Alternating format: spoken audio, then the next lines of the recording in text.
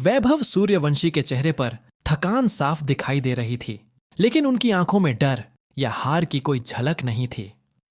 14 साल की उम्र, सामने पहाड़ जैसा लक्ष्य और स्टेडियम में बैठे हजारों दर्शक दबाव किसी भी खिलाड़ी को तोड़ सकता था। लेकिन विजय हजारे ट्रॉफी के इस मुकाबले में वैभव संगीत अलग ही कहानी लिखने उतरे थे। महाराष्ट्र क्रिकेट एसोसिएशन स्टेडियम में खेले जा रहे बिहार बनाम बड़ौदा मैच में शुरुआत से ही हालात बिहार के खिलाफ संगीत थे। बड़ौदा की तरफ से कप्तान हार्दिक पांड्या ने टॉस जीतकर पहले बल्लेबाजी का फैसला लिया और फिर मैदान पर वो हुआ जिसने मैच को एक तरफा बना दिया। हार्दिक पांड्या ने आक्रामक अंदाज में शतक जड़ते हुए बड़ौदा को 462 रन के विशाल स्कोर तक पहुंचा संगीत दिया। हर ओवर के साथ रन बोर्ड तेजी से बढ़ता चला गया और बिहार की गेंदबाजी पूरी संगीत तरह दबाव में आ गई। स्कोर देखकर यही लग रहा था कि मुकाबला सिर्फ औपचारिकता रह गया है। जब बिहार की टीम लक्ष्य का पीछा करने उतरी तो संगीत शुरुआत से ही विकेट गिरते चले गए।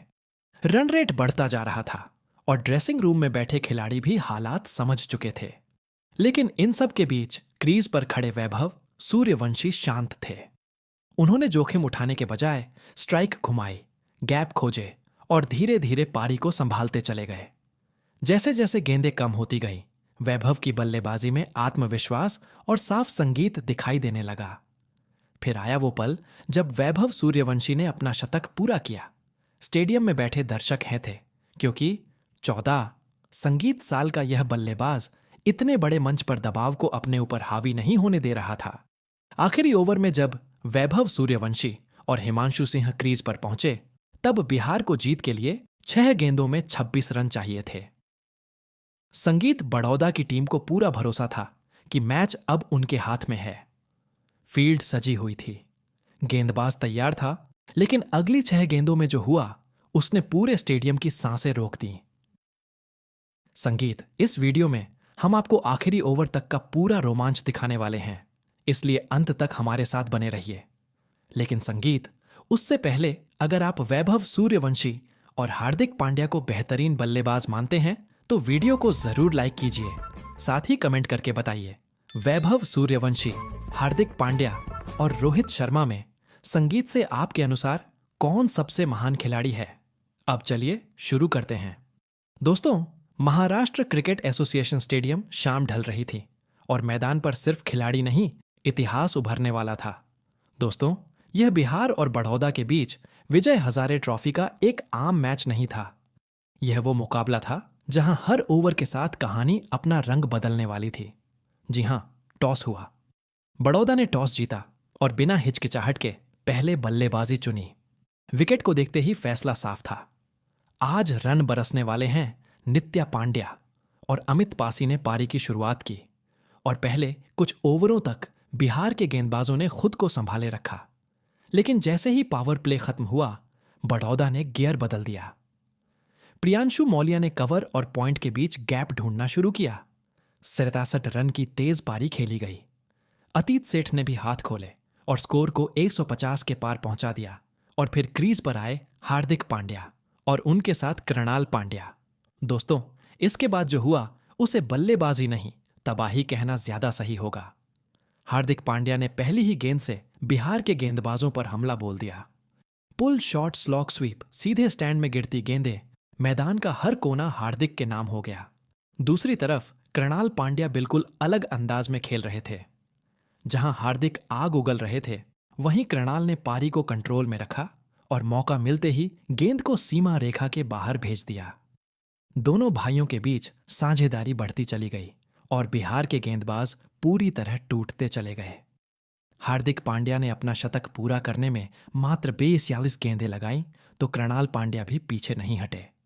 उन्होंने अपना शतक पूरा करने के लिए इनगिनहर गेंदों का सामना किया, तो वहीं हार्दिक पांड्या और कृणाल पांड्या एक दूसरे का ऐसे साथ निभा रहे थे कि मानो स्कोर आज 400 के पार ही पहुंचेगा।